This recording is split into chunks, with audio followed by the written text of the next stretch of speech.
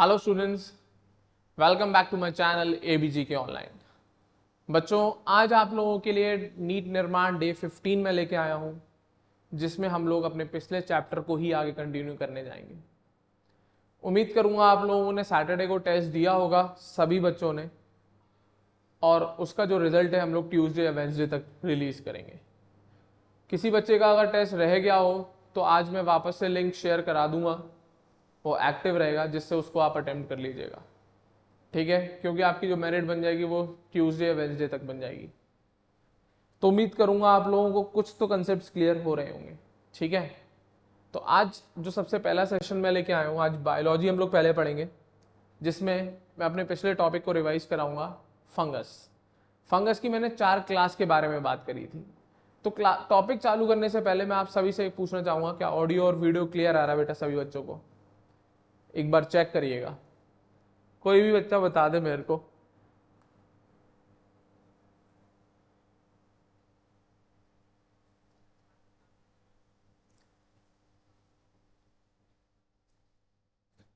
चलिए, तो आज का सेशन हम लोग स्टार्ट करते हैं फिर, जिसमें मैं बात करने जाऊंगा पिछले ही टॉपिक को, वही रिवाइज कराऊंगा जो लास्ट क्लास में पढ़ाया हुआ था मैंने, क्योंकि इंपॉर्टेंट टॉपिक है बेटा, इस पे क्वेश्चन आते ही आते हैं।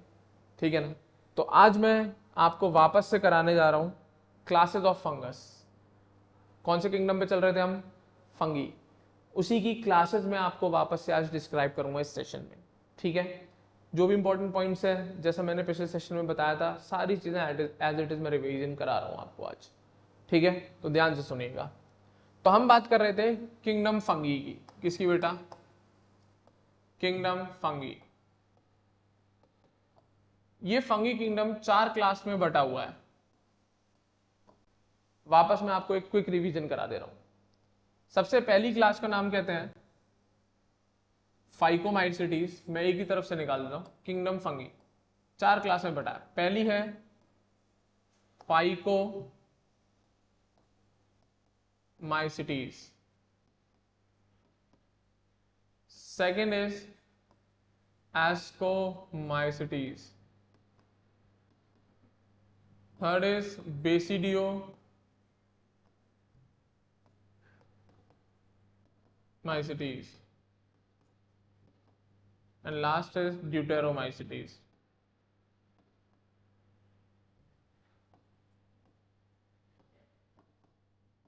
ये 4 क्लास में बटा हुआ है बेटा फंगस किंगडम। हाँ या ना? कौन कौन सी? Phycomycetes, ascomycetes, basidiomycetes and deuteromycetes. Clear है? तो इन्हीं 4 क्लासों के मैं आज एक्सप्लेन करने जाऊंगा। ठीक है बच्चा पार्टी? तो ध्यान से सुनेंगे सभी बच्चे। उम्मीद करूंगा एनसीईआरटी आप सब निकाल के जरूर बैठे हुए होंगे। तो हम बात करने जा रहे हैं ऑफ क्लासेस ऑफ फंगी। किसकी बात करेंगे बेटा आज? फंगस की कौन कौन सी क्लासेस हैं? तो 4 हैं, phyco, asco, basidio and deuteromycetes. Clear है? तो मैं स्टार्ट करने जा रहा हूं। उम्मीद रखता हूं कि ज्यादातर स्टूडेंट्स आ गए होंगे, बाकी जैसे जैसे ज्वाइन करते आ रहे हैं तो वो पीछे करके देख लीजिएगा वीडियो को। सबसे पहले भाई ये क्लास बनाई है, तो मतलब एक तरीके से हमने किंगडम को क्लासिफाई करा है 4 क्लासों में, फाइको, एस्को, बेसिडियो, ड्यूटेरो। तो कुछ कैरेक्टर्स ही देखे होंगे जिनके बेसिस पे हमने ये क्लासेस बनाई हैं। तो कुछ ना कुछ कैरेक्टर्स हम लोग इसमें चेक कर रहे होंगे इन फंगस के, जिस बेसिस पे हमने इनको 4 अलग अलग क्लास में बांट रखा है।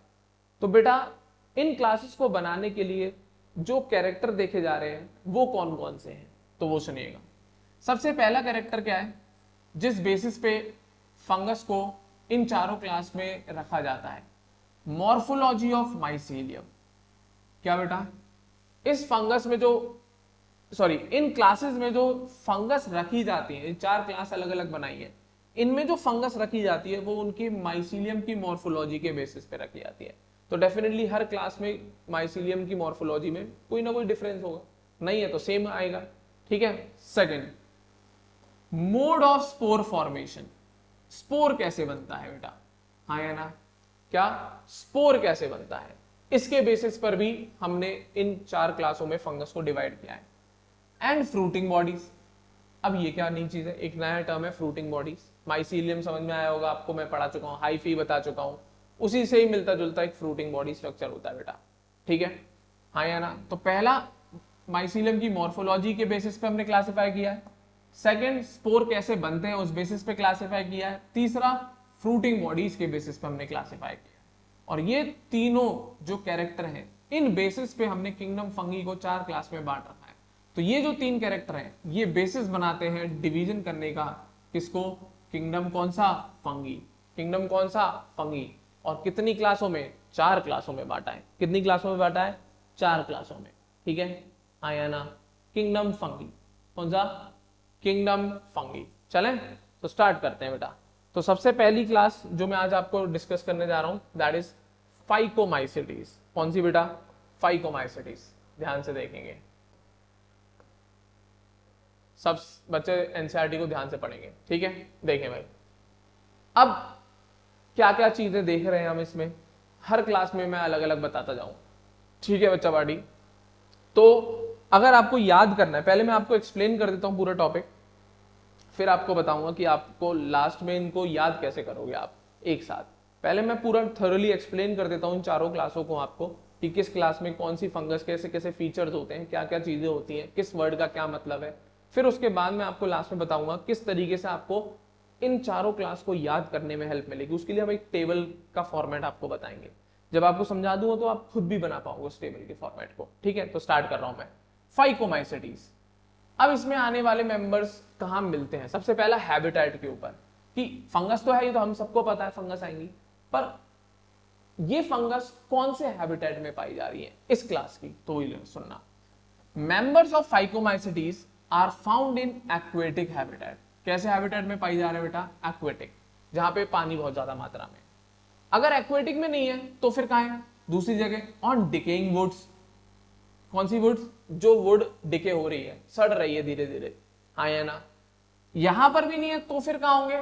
मॉइस्ट एंड डैम्प प्लेसेस, जैसे वैली वाले रीजन होते हैं, पहाड़ की घाटियों वाले, जो नीचे वाले वैली वाला रीजन होता है ना, जहां बहुत अच्छी खासी ह्यूमिडिटी होती है, मॉइस्ट होता है कंडीशन, वहां पर अंधेरा रहता है, डैम्प प्लेसेस होती हैं, मॉइस्ट होती है, वहां पे बहुत अच्छी खासी मात्रा में मॉइस्चर प्रेजेंट होता है, तो वहां पे मिलते हैं ये। तो इनके बहुत सारे हैबिटेट है, मतलब इनकी लोकेशन, रहते कहाँ है ये फंगस, कहां पर फाइकोमाइसिटीज वाली फंगस पाई जाती है। अगर हमें ढूंढनी है फंगस मिले कौन सी फाइकोमाइसिटीज, तो कहां ढूंढने जाओगे आप? तो सबसे पहला या तो एक्वेटिक हैबिटेट को सर्च करो, वहां पे मिल जाएंगी, नहीं तो कोई डिकेइंग वुड को उठा के देखो, उस पे शायद मिल जाएगी। वहां पे भी नहीं मिले तो मॉइस्ट एंड डैम्प प्लेसेस पे जाके देखो, वहां पर मिल जाएगी। और अगर वहां पर भी ना मिले तो पैरासिटिक फंगस भी इसकी कैटेगरी में आती हैं। और कौन से पैरासिटिक फंगस? किस पे रहने वाले? प्लांट्स पे रहने वाले। तो कुछ कुछ पैरासिटिक फंगस भी इसमें पाई जाती है, ऑब्लिगेट पैरासाइट्स। ठीक है, तो ये इनका हैबिटेट है। हाँ या ना? कहां कहां पाए जा रहे हैं? Aquatic, decaying woods, moist and damp places, और कभी कभी प्लांट्स के ऊपर पैरासाइटिक फॉर्म में मिलते हैं। तो जिस प्लांट में फंगस लग गई उसको उठा के देखना, शायद फाइकोमाइसिटीज की हो सकती है। हाँ या ना? चले आगे बढ़ता हूं मैं। तो सबसे पहला पॉइंट, इनका हैबिटेट क्या है, तो समझ में आ गया होगा। दूसरा बात आ रही है इनके माइसीलियम की। किसकी बात आ रही है बेटा? माइसीलियम। माइसीलियम जानते होगे, नेटवर्क को कहते हैं। ये पतली पतली सी लाइंस बना रहा हूं, दिस इज कॉल्ड हाइफे। क्या कहते हैं बेटा इसको? हाइफे। और ये जो नेटवर्क बन गया, ये जो पूरा नेटवर्क बना दिया, ये पूरा नेटवर्क इज कॉल्ड माइसीलियम। ठीक है, हाँ या ना? तो सुनेंगे सभी बच्चे। तो पहला क्या हो गया? हैबिटेट यहां तक। दूसरा माइसीलियम, सुनिएगा, द माइसीलियम। अब इनका माइसीलियम यहां थोड़ा सा पॉइंट मिसिंग है, ठीक है, स्टेटमेंट मिसिंग है, मैं आपको बता देता हूं इनका माइसीलियम। सेकंड पॉइंट, माइसीलियम, इनका माइसीलियम होता है एसेप्टेट। कैसा होता है? एसेप्टेट। ठीक है, हाँ या ना? इनका माइसीलियम, या फिर माइसीलियम के हाइफी बात कर सकते हैं हम इसके। ठीक है, इनके माइसीलियम के हाइफी की बात कर सकते हैं। माइसीलियम लिख दिया है, पर माइसीलियम कैसे बनता है? हाइफे से, उसी की बात कर रहे हैं। ये एसेप्टेट होता है, मतलब ऐसे जो लंबे लंबे थ्रेड्स होते हैं ना बेटा, इनमें एंड वॉल्स नहीं होती। जैसे यहां से एंड वॉल बना दी मैंने, ये क्या बना दी मैंने? एंड वॉल, और इन सब में एक एक न्यूक्लियस बना दिया मैंने आपके लिए। तो ये तो सेप्टेट हो गया। ये क्या हो गया? सेप्टेट। ये तो मैंने सेप्टेट बना दिया। अब क्या लिखा है? एसेप्टेट, मतलब ये जो एंड वॉल्स है ना, ये गायब हो जाएंगी। कौन गायब हो जाएगा? ये जो लाइन बनाई है ना मैंने एंड वॉल्स, ये सब गायब हो जाएंगे। तो दिखेगा कैसे वो देखना। तो इसमें कैसा पाया जाता है? एसेप्टेट पाया जाता है। ऐसे एक ट्यूब सी होती है, और इस ट्यूब में मल्टीपल न्यूक्लियस मिलते हैं। क्या मिलते हैं बेटा? मल्टीपल न्यूक्लियस पाए जाते हैं, क्योंकि एंड वॉल नहीं है तो सारे न्यूक्लियस मिल जाएंगे आपस में, एंड वॉल नहीं है तो सारे क्या मिल जाएंगे? न्यूक्लियस मिल जाएंगे। ठीक है, हाँ या ना? क्या मिल जाएंगे? सारे न्यूक्लियस। तो ऐसी कंडीशन को हम एक और नाम देते हैं बेटा, क्या? सीनोसेटिक। क्या कंडीशन बोलते हैं? सीनोसाइटिक। ठीक है, तो इनका जो माइसीलियम के हाइफी है वो एक तो एसेप्टेट है और दूसरा सीनोसेटिक है। कैसे हैं? सीनोसेटिक है। ठीक है, हाँ या ना? कैसे बच्चा पार्टी? सीनोसेटिक। कोई दिक्कत किसी को? उम्मीद करूंगा नहीं होना चाहिए। ठीक है, हाँ या ना? चले आगे बढ़ू मैं। बहुत बढ़िया, इरेज कर रहा हूं मैं इस चीज को। चलिए नेक्स्ट। अब बारी आ रही है थर्ड पॉइंट की, आपकी एनसीईआरटी में लिख रहा हुआ एसेक्सुअल रिप्रोडक्शन की। थर्ड पॉइंट कौन सा? Reproduction asexual, asexual reproduction. कौन सा रिप्रोडक्शन? एसेक्सुअल। तो इसमें जो एसेक्सुअल रिप्रोडक्शन होता है वो स्पोर से होता है। कैसे होता है बेटा? Spore formation. फाइकोमाइसिडीज में जो एसेक्सुअल रिप्रोडक्शन पाया जाता है वो स्पोर फॉर्मेशन करते हैं। लोग क्या करते हैं? इनके माइसीलियम में स्पोर बन जाते हैं। तो ये दो टाइप के स्पोर बनाते हैं, एक तो जूस्पोर्स और दूसरे बनाते हैं एप्लानोस्पोर्स। कौन कौन से बेटा? जूस्पोर्स और एप्लानोस्पोर्स दोनों मेंशन है। ये एसेक्सुअल स्पोर्स है बेटा। जूस्पोर तो इनके मोटाइल होते हैं। कैसे होते हैं? मोटाइल। और एप्लानोस्पोर्स नॉन मोटाइल। हाँ या ना? जल्दी बोलो, मेरे ख्याल से पकड़ पाओगे। तो एसेक्सुअल रिप्रोडक्शन कैसे कर रहा है? ये स्पोर बना के कर रहा है बेटा। क्लियर है? हाँ या ना? कैसे प्रोड्यूस कर रहा है बेटा? स्पोर बना के। ठीक है, एक तो जूस्पोर है, कुछ में एप्लानोस्पोर्स। जूस्पोर्स मोटाइल स्पोर्स होते हैं इनके एसेक्सुअल, और एप्लानोस्पोर्स नॉन मोटाइल एसेक्सुअल स्पोर्स होते हैं। और ये लोग, ये जो स्पोर बनते हैं ये बनते हैं स्पोरेंजियम में। किसमें बनते हैं बेटा? एक स्पोरेंजियम बॉडी होती है, स्पोरेंजियम। फंगस की बॉडी का ही पार्ट है। स्पोरेंजियम में पाए जाते हैं। कौन से स्पोर्स? ये स्पोर्स इस स्पोरेंजियम में मिलते हैं। ठीक है, और इसमें जो प्रोडक्शन होता है स्पोर्स का एंडोजिनसली। कैसा प्रोडक्शन होता है? एंडोजिनसली।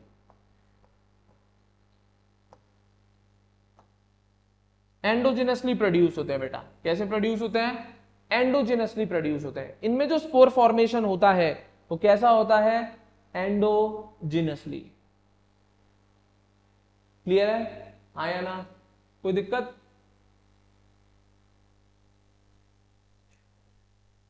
कोई दिक्कत किसी को? अरे बोलो भाई, नहीं होनी चाहिए। चले वापस से सुनना। एसेक्सुअल रिप्रोडक्शन कैसे कर रहा है? स्पोर से कर रहा है। स्पोर्स दो हैं, जूस्पोर्स, एप्लानोस्पोर्स। जूस्पोर्स कैसे? मोटाइल। एप्लानो कैसे? Non motile. ये स्पोर बनते हैं, एक स्पोरेंजियम बॉडी का पार्ट होता है इनकी, उसके अंदर एंडोजिनसली। कैसे प्रोड्यूस होता है बेटा? एंडोजिनसली। तो वही लिखा है, दीज स्पोर्स मतलब asexual spores are endogenously produced in sporangium. Question है, हाँ या ना? जल्दी बोलो भाई, कोई दिक्कत किसी को? ये एंडोजिनसली मतलब स्पोरेंजियम के अंदर, स्पोरेंजियम स्ट्रक्चर है उसके अंदर ये स्पोर बनते हैं। हाँ या ना? कोई दिक्कत किसी को? नहीं। बहुत बढ़िया। नेक्स्ट फोर्थ पॉइंट इरेज कर रहा हूं मैं इस चीज को, उम्मीद करूंगा पकड़ पाए होंगे मेरी बात को। ठीक है, next sexual reproduction. Fourth point, counting देख लेना, मैं भूल गया हूं। सेक्सुअल रिप्रोडक्शन ये भी स्पोर से हो रहा है, पर इसमें गैमेट्स मिलते हैं। सबसे पहले गैमेट्स की बात कर रहा हूं। गैमेट्स दो टाइप के होते हैं, आइसोगैमस इसके अंदर, बल्कि तीन ही मान लो, आइसोगैमस, एनाइसोगैमस, थोड़ा नीचे लिख देता हूं, कुछ बच्चों को दिख नहीं रहा है शायद मेरे ख्याल से।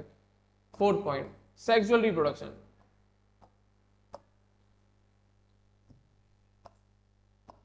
गैमेट्स बनते हैं इनमें। क्या मिलते हैं? गैमेट्स। तो गैमेट्स तीन तरीके से होते हैं इसमें, आइसोगैमस, एनाइसोगैमस एंड ऊगैमस। तीनों वैरायटी पाई जाती हैं, iso, aniso and oogamous. Sexual reproduction है भाई, तो गैमेट आएंगे ही आएंगे इनके केस में, तो गैमेट आएंगे बनेंगे और फ्यूजन होगा इनका, और फ्यूजन होने के बाद जाइगोट बनता है। क्या बनता है बेटा? जाइगोट। जनरली यही पढ़ा होगा आप लोगों ने, सही बात है, यही होता है यहाँ पर भी। आइसोगैमस।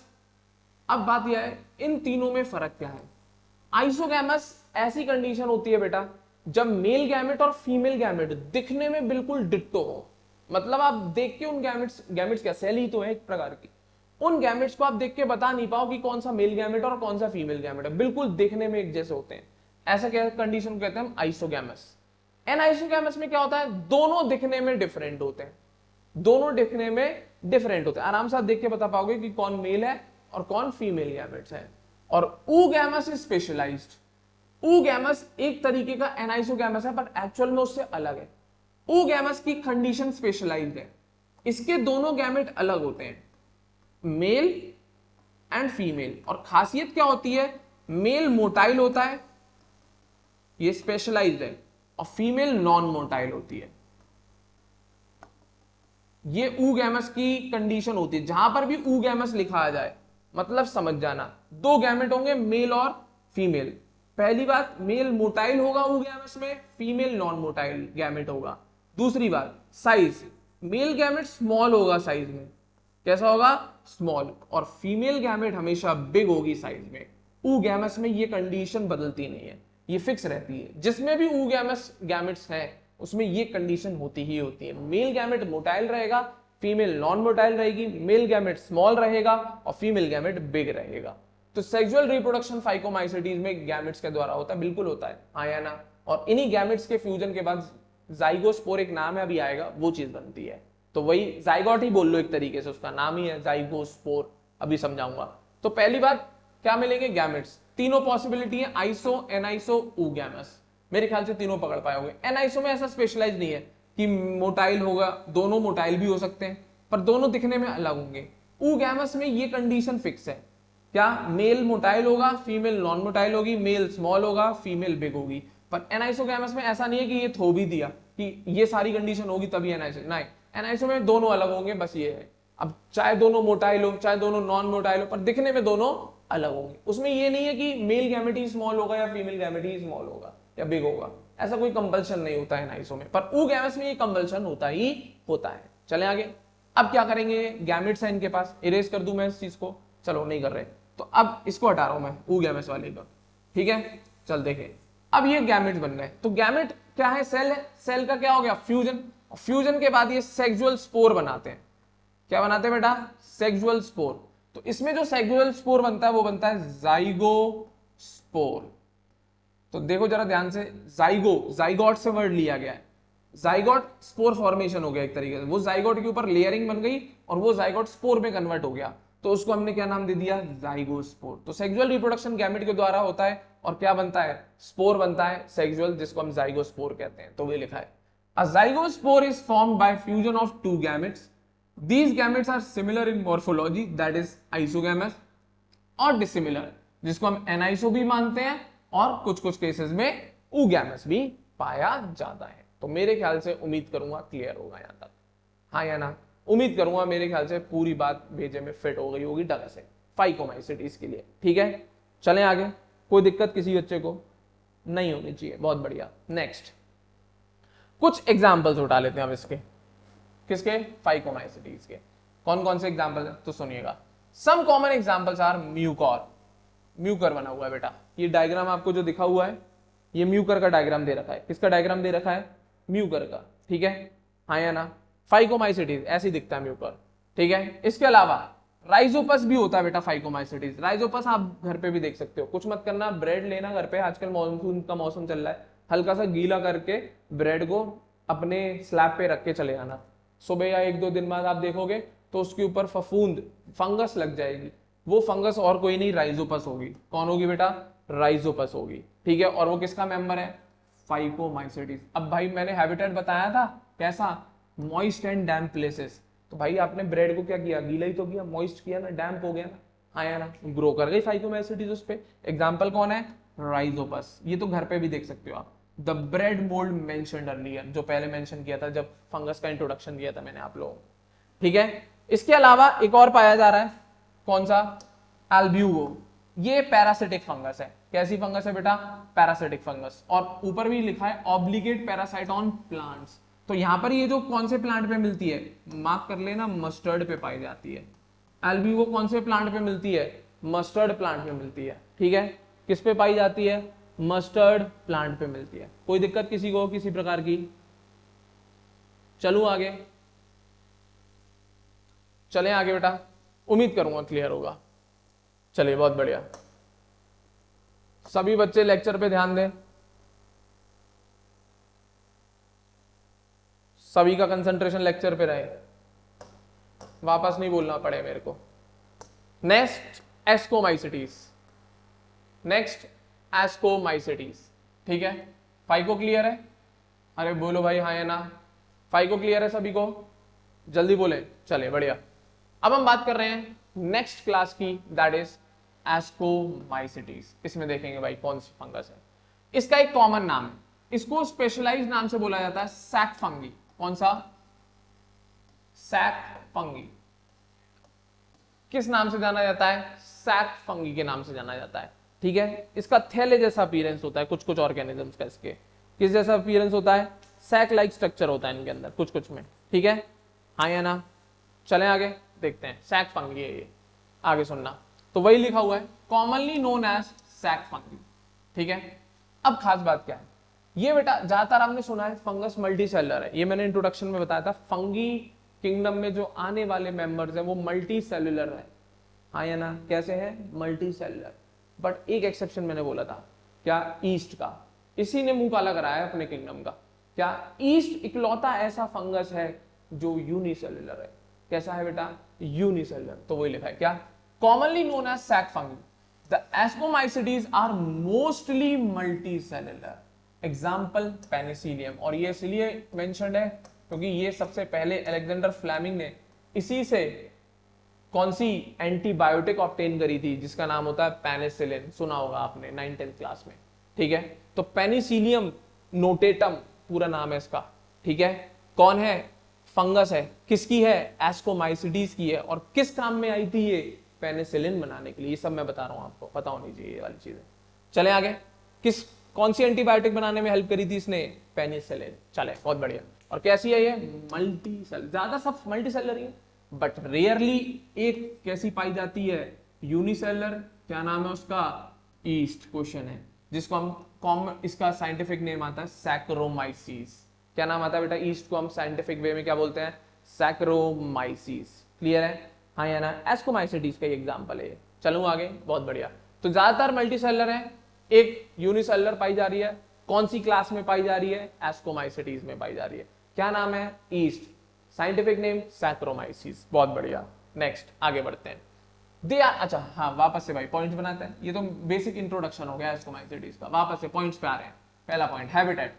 They are saprophytic. कैसे पाए जाते हैं? सैप्रोफाइट्स की तरह रहते हैं। डेड और डिकेइंग सामान जहां पर है, जहां पर भी सड़ा गला सामान रखा हुआ है वहां पे ये ग्रो कर जाते हैं, सैप्रोफाइट। दूसरा, सड़े गले सामान को करेंगे क्या? डिकम्पोज करेंगे। तो किसकी तरह काम करेंगे? डिकम्पोजर्स। दूसरी बात, पैरासिटिक नेचर, प्लांट्स पे पैरासाइट की तरह भी पाए जाते हैं। और एक इंपॉर्टेंट हैबिटेट है इसका, कॉप्रोफिलस। कौन सा फिलस? कॉप्रोफिलस। कौन सा फिलस? कॉप्रोफिलस। कॉप्रोफिलस कैसा होता है बेटा? कॉप्रोफिलस मतलब जो काउ डंग पे मिले, गोबर पे मिले। किस पे पाया जाता है बेटा? Cow dung. ठीक है, डंग पे ग्रो करता है। डंग मतलब गोबर, हिंदी में नॉर्मल भाषा में हम गोबर कहते हैं उसे। ठीक है, कॉप्रोफिलस ये ऐसी फंगस है जो डंग पे ग्रो करती है। किस पे ग्रो करती है? डंग पे। तो हैबिटेट ही तो है, कहां पे रह रही है। हाँ या ना? लोकेशन कहां है वही तो बता रहा हूं मैं। तो वही है, सैप्रोफिटिक भी है ये, डिकम्पोजर्स भी है ये, पैरासिटिक भी और कॉप्रोफिलस। मार्क कर लेना किसका पार्ट है? एस्कोमाइसिटीज में आते हैं कॉप्रोफिलस। अगर हैबिटेट में मेंशन है कॉप्रोफिलस तो कौन सी फंगस हुई? वो एस्कोमाइसिटीज की हुई। कौन सी फंगस हुई बेटा? एस्कोमाइसिटीज की। कोई दिक्कत किसी को किसी प्रकार की नहीं होनी चाहिए। अच्छा कौन है ये? अरुण गौतम जी हैं क्या? ठीक है बेटा, पेनिसिलिन बेटा एंटीबायोटिक है, दवाई होती है। और पेनिसिलियम फंगस है जिससे उसे ऑब्टेन किया जाता है बेटा। पेनिसिलियम तो फंगस है एस्कोमाइसिटीज की, और इससे जो दवाई एंटीबायोटिक हमने बनाई पेनिसिलिन, वो दवाई का काम करती है। चलें आगे बढ़ते हैं। देखें यहां तक क्लियर है? आगे बढ़ रहा हूं मैं। अब हैबिटेट हो गया यहां तक, पहला पॉइंट। दूसरा माइसीलियम, पिछले वाले में कैसा था? एसेप्टेट और सिनोसिटिक। कैसा था?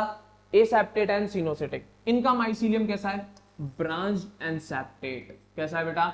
Branched and septate. माइसीलियम तो पूरा नेटवर्क हो गया, ऐसे हाइफी होते हैं ना, हाँ या ना, इसमें से ब्रांचेस भी निकल रही होंगी। क्या निकल रही होंगी? ऐसे करके ब्रांचेस भी निकल रही होंगी, ठीक है। और इसका हाइफी जब आप उठा के देखोगे, एक सिंगल हाइफी उठा के देखोगे, तो उसमें क्या मिलेंगी आपको? ऐसे एंड वॉल्स दिखेंगी, और इस एंड वॉल में हर ये सेल्स है, ये छोटी छोटी सेल्स मिलके हाइफी बनती है, और ये सारी सेल्स कैसी होंगी? अलग अलग, जो जुड़ के एक हाइफी बनाती हैं, और इसी से पूरा माइसीलियम बनता है। तो सेप्टेट है और ब्रांच्ड है। कैसे हैं? सेप्टेट है और ब्रांच्ड है। चलूं आगे, बहुत बढ़िया। तो mycelium is branched and septate. उम्मीद करूंगा पकड़ पाएंगे मेरी बात। नेक्स्ट पॉइंट, फर्स्ट क्लियर है, सेकंड क्लियर है, थर्ड एसेक्सुअल रिप्रोडक्शन। कौन सा रिप्रोडक्शन बेटा? थोड़ा नीचे लिख देता हूं, एसेक्सुअल रिप्रोडक्शन। वापस से देखेंगे, कौन सा रिप्रोडक्शन बेटा? एसेक्सुअल रिप्रोडक्शन, ठीक है। इसमें भी स्पोर बनते हैं। क्या बनते हैं? Spore, conidia. इन स्पोर का नाम होता है बेटा क्या? कॉनिडिया, हाँ या ना? पिछले में क्या बन रहे थे? Zoospores and aplanospores. Asexual reproduction की बात कर रहा हूं, सेक्सुअल की बात नहीं कर रहा हूं मैं यहाँ। पिछले में भी एसेक्सुअल में जूस्पोर और एप्लानोस्पोर्स थे। वो किस में बन रहे थे? स्पोरेंजियम में बन रहे थे। स्पोरेंजियम एक फंगस का पार्ट है बॉडी का, जिसमें वो जूस्पोर्स और एप्लानोस्पोर्स बन रहे थे, और एंडोजिनसली मतलब स्पोरेंजियम के अंदर बन रहे थे। अब यहाँ पे क्या कलेश है? यहाँ अलग चीज है थोड़ी सी, तो सुनिएगा। एसेक्सुअल स्पोर्स है यहाँ पर, क्या नाम है? कॉनिडिया। और कैसे बनते हैं? एक्सोजिनसली प्रोड्यूस होते हैं, मतलब बॉडी के उस पार्ट के बाहर मिलेंगे, उसके स्ट्रक्चर के लेयर के सरफेस पर मिलेंगे, बॉडी की सरफेस पर मिलेंगे, बॉडी के अंदर नहीं मिल रहे। उस बॉडी के पार्ट ही तो हुए माइसीलियम बनाएगा, यही साइड साइड से पार्ट्स निकलते हैं इनके बॉडी के। इन बॉडी के पार्ट्स के अंदर बने तो एंडोजिनस, बाहर बने तो एक्सोजिनस। तो ये कॉनिडिया क्या है? एसेक्सुअल स्पोर है, पहली बात। और कैसे प्रोड्यूस होते हैं? बॉडी की सरफेस पे बैठे होंगे ये स्पोर्स, ठीक है। और एक स्पेशल माइसीलियम होता है, ये स्पोरेंजियम में नहीं बनते, एक स्पेशल माइसीलियम में मिलते हैं ये स्पोर्स। तो काय में मिलेंगे मैं बता दे रहा हूं, कॉनिडियोफोर्स में मिलेंगे। ये लिखा हुआ है कॉनिडियोफोर्स। किस में पाए जाएंगे? कॉनिडियोफोर्स में। किस में पाए जाएंगे? कॉनिडियोफोर्स में। ये कुछ नहीं, एक स्पेशल माइसीलियम है, ये एक स्पेशलाइज्ड माइसीलियम है। क्या है? कॉनिडियोफोर्स, और कुछ नहीं, एक स्पेशलाइज्ड माइसीलियम है जिसमें ये कॉनिडिया बनते हैं। और कैसे हैं? कैसे बनते हैं ये? एक्सोजिनसली प्रोड्यूस। कैसे प्रोड्यूस्ड? एक्सोजिनसली। कैसे बनते हैं? एक्सोजिनसली, मतलब इन कॉनिडियोफोर के ऊपर पाए जाएंगे। मान लो जैसे ये माइसीलियम है, मैं यहां पे बना दे रहा हूं, और उस पे ये कॉनिडियोफोर्स हैं, ऐसे करके। कौन है ये? कॉनिडियोफोर्स हैं, ठीक है। इसकी सरफेस पे पाए जाएंगे छोटे छोटे से कॉनिडिया, बाहर पाए जाएंगे, ऐसे छोटे छोटे से लड्डू जैसे पाए जाते हैं। स्पोर्स है ना, कॉनिडियोफोर्स, ठीक है, हाँ या ना? ये क्या है? कॉनिडिया बनाए हैं मैंने छोटे छोटे से, जो गोले गोले बनाए हैं वो कॉनिडिया बनाए हैं, ठीक है, हाँ या ना?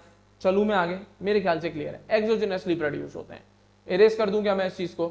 ठीक है। और जब ये कॉनिडिया निकलेंगे और कहीं और जाके प्लांट हो जाएंगे, जमीन पे गिर जाएंगे, पानी वानी मिलेगा, तो एक नया नेटवर्क, नई फंगस, नई माइसीलियम क्रिएट कर लेते हैं। वही लिखा है, conidia on germination produce mycelium. Mycelium क्या? Network of hyphae. और ये क्या? पूरी फंगस यही होती है, आया ना? मेरे ख्याल से क्लियर होगा। तो एसेक्सुअल स्पोर कौन है? कॉनिडिया। काय में मिल रहा है? कॉनिडियोफोर्स पे। कॉनिडियोफोर क्या है? एक स्पेशल माइसीलियम है। और कहां पर मिल रहे हैं? एक्सोजिनसली, मतलब सरफेस पर पाए जा रहे हैं। कोई दिक्कत किसी भी प्रकार की नहीं होनी चाहिए। बहुत बढ़िया। नेक्स्ट, सेक्सुअल रिप्रोडक्शन की मैं बात कर रहा हूं। इसमें किसकी बात कर रहा हूं बेटा? सेक्सुअल स्पोर्स की। कौन से स्पोर्स की? Sexual spores. तो इनमें जो सेक्सुअल स्पोर्स पाए जाते हैं दैट इज एस्कोस्पोर्स। क्या? एस्कोस्पोर्स। और ये एंडोजिनसली बनते हैं। पिछले वाले एसेक्सुअल थे, सी के एक्सोजिनस थे, अब ये एंडोजिनस। तो मैं लिख दे रहा हूं सेक्सुअल रिप्रोडक्शन। कौन से स्पोर है? Spore mention. कौन से? एस्कोस्पोर्स। कौन से? एस्कोस्पोर्स। कोई दिक्कत किसी को यहां तक? हाँ या ना? कौन से स्पोर्स हैं? एस्कोस्पोर्स। कैसे प्रोड्यूस हो रहे हैं? एंडोजिनसली, मतलब उस पार्ट के अंदर बनेंगे। और कौन सा पार्ट है? सैक लाइक एस्काई, एस्काई के अंदर मिलते हैं। क्या? ये एस्काई के अंदर मिलते हैं। तो ये एस्कोस्पोर्स किसके अंदर पाए जाते हैं? एस्काई के। ठीक है, किसके अंदर पाए जाते हैं? एस्काई। जैसे स्पोरेंजियम होता है वो एसेक्सुअल के लिए होता है वैसे, ठीक है, ये सेक्सुअल स्पोर है, तो ये पार्ट है इसी फंगस की बॉडी का, एस्काई कहते हैं इसे। इसके अंदर ये एस्कोस्पोर्स मिलते हैं, हाँ या ना? और कैसे मिलेंगे? एंडोजिनसली, मैं मेंशन कर दे रहा हूं यहां, एंडोजिनसली। कैसे बनने हैं? एंडोजिनसली बनने हैं। कोई दिक्कत किसी को? सेक्सुअल स्पोर, एस्कोस्पोर्स किस में पाए जा रहे हैं? एस्काई में। एंडोजिनसली मतलब इसके अंदर मिलेंगे, और ये सिंगुलर इसको एस्कस कहते हैं। और ये एस्काई कहां अरेंज होते हैं? These asci are arranged in a different type of fruiting bodies. Fruiting body sexual reproduction के दौरान बनती है। जब sexual reproduction होता है तो क्या होती है? Fruiting bodies. क्लियर है? कोई दिक्कत? Fruiting bodies कब बनती है? sexual reproduction के दौरान। तो ये इनकी fruiting bodies का नाम क्या है? Asci are arranged on ascocarps. किस पे पाए जाते हैं? ascocarps पे। क्वेश्चन है। और ये क्या है? ascocarp, fruiting। कौन है ये? फ्रूटिंग बॉडी, यहां लिख दे रहा हूं मैं आपके लिए। एस्कोकार्प आर फ्रूटिंग बॉडी, हाँ या ना? तो वही लिखा है क्या? These asci are arranged in different types of fruiting bodies called ascocarps. क्या नाम है बेटा? फ्रूटिंग बॉडी का एस्कोकार्प्स। कोई दिक्कत किसी को यहां तक? जल्दी बोले भाई। सेक्सुअल रिप्रोडक्शन कैसे है? स्पोर से। कौन से स्पोर्स? एस्कोस्पोर्स। एस्कोस्पोर्स किसके अंदर मिलते हैं? एस्काई के अंदर। अंदर इसलिए बोल रहा हूं क्योंकि एंडोजिनसली है। अगर मैं ऊपर बोलता तो यहाँ एक्सोजिनसली प्रोड्यूस होते हैं। एंडोजिनस मतलब एस्काई के अंदर। और ये एस्काई कहां पर अरेंज होते हैं? फ्रूटिंग बॉडीज में अरेंज होती हैं। जिन फ्रूटिंग बॉडीज का नाम क्या है? एस्कोकार्प्स। एस्कोमाइसिटीज है ना भाई, एस्कोकार्प्स, इन्हीं के ऊपर नाम है। चलू आगे, हाँ या ना? उम्मीद करूंगा क्लियर है, उम्मीद करूंगा क्लियर है। चलू आगे, आगे बढ़ते हैं, ठीक है। अब कुछ एग्जाम्पल्स बचे हैं, वो देख लेते हैं। एग्जाम्पल्स देखें भाई, सम एग्जाम्पल्स। इसके कौन कौन से एग्जाम्पल्स हैं? सबसे पहला एस्परगिलस। क्या नाम है बेटा? एस्परगिलस, ठीक है। ये जो ग्रीन कलर का डायग्राम बनना है, ये एस्परगिलस ही बनना है। ये रहा, ये जो ग्रीन कलर का डायग्राम बनना है, ये एस्परगिलस बनना है। एस्कोमाइसिटीज का मेंबर है। किसका मेंबर है बेटा? एस्कोमाइसिटीज। अब इसके अलावा और क्या क्या एग्जांपल्स है? एग्जांपल्स याद करने पड़ेंगे भाई, मैं कुछ नहीं कर सकता उसमें। हमने भी किया, आपको भी करने पड़ेंगे। एग्जांपल और क्या है? क्लैविसेप्स एंड न्यूरोस्पोरा। एक तो एस्परगिलस, एक क्लैविसेप्स एंड न्यूरोस्पोरा, ठीक है। ये तीन एग्जांपल है मेन एस्कोमाइसिटीज के। इसके अलावा न्यूरोस्पोरा कुछ स्पेशल फीचर रखता है। न्यूरोस्पोरा एक ऐसा फंगस है एस्कोमाइसिटीज का जो बहुत ज्यादा एक्सटेंसिवली यूज किया जाता है बायोकेमिकल और जेनेटिक वर्क में। हम लोग जब अपनी लैब में बायोकेमिकल वर्क और जेनेटिक वर्क कर रहे होते हैं तो उसमें हम इस न्यूरोस्पोरा का बहुत यूज करते हैं। बायोकेमिकल वर्क जैसे अभी नाम से समझ में नहीं आ रहा हो, जैसे मान लो किसी रिएक्शन की मेटाबॉलिज्म समझनी है हमें, किसी भी रिएक्शन की क्या समझनी है? क्या? मेटाबॉलिज्म। जो मेटाबॉलिज्म क्या? हमारी बॉडी के अंदर जो भी केमिकल नेटवर्क चल रहा है उसको कहते हैं। अब तुमने दो नाम सुने होंगे, कैटाबॉलिज्म और एनाबॉलिज्म। नहीं सुने? आगे पढ़ाऊंगा मैं इस बायो के सेशंस में, धीरे धीरे आएगा वो सब चीजें। तो केमिकल रिएक्शन हमारी बॉडी के अंदर चल रही होती है ना, उन्हें कहते हैं बायोकेमिकल रिएक्शन। उस बायोकेमिकल रिएक्शन को पढ़ने में हम न्यूरोस्पोरा की मदद ले लेते हैं लैब्स में। इसके अलावा जेनेटिक वर्क, बहुत सारे जेनेटिक वर्क होते हैं बेटा, जिसकी मदद से हम लोग बहुत सारी बीमारियों का ट्रीटमेंट करते हैं। बहुत सारे काम होते हैं, जेनेटिकली मॉडिफाइड ऑर्गेनिज्म, बहुत सारे काम होते हैं, एक आध काम भी नहीं है। उनमें भी हम न्यूरोस्पोरा की कहीं ना कहीं मदद लग ही जाती है, और बहुत ज्यादा एक्सप्लॉइट किया जा रहा है न्यूरोस्पोरा को, तो बहुत जगह काम आता है ये, ठीक है। इसके अलावा अब एस्कोमाइसिटीज में कुछ मेंबर्स हैं जो स्पेशल है बेटा। कौन? Morels and truffles. ये एस्कोमाइसिटीज के ही मेंबर है, क्वेश्चन में मार्क कर लेना। Many members like morels and truffles are edible. ये एस्कोमाइसिटीज के ऐसे मेंबर हैं जिन्हें खाया जा सकता है। एडिबल मतलब खाने लायक। मोरल्स एंड ट्रफल्स, कौन कौन? Morals and truffles. और इसीलिए इनको डेलिकेसीज की तरह हम ट्रीट करते हैं। ऐसे सब्सटेंसेस या सॉरी ऐसी फंगस जो खाने में प्रयोग की जाती है, हाँ या ना, जिसको हम खाने की तरह ट्रीट कर सकते हैं। कोई दिक्कत? कोई दिक्कत? चलूं आगे, मेरे ख्याल से क्लियर होगा, हाँ या ना। तो ये आपकी दो क्लास हुई बेटा, एस्कोमाइसिटीज, सॉरी हाँ, एस्कोमाइसिटीज एंड फाइकोमाइसिटीज। कोई दिक्कत किसी बच्चे को यहां तक? ये बताओ मेरे को पहले, कोई भी दिक्कत पहले यहां तक जो मैंने बताया इसमें से कुछ पूछना हो तो एक बार आप पूछ लीजिए, आपके पास एनसीईआरटी बुक जरूर होगी। किसी बच्चे को भी कुछ भी पूछना है यहां तक तो बताएं।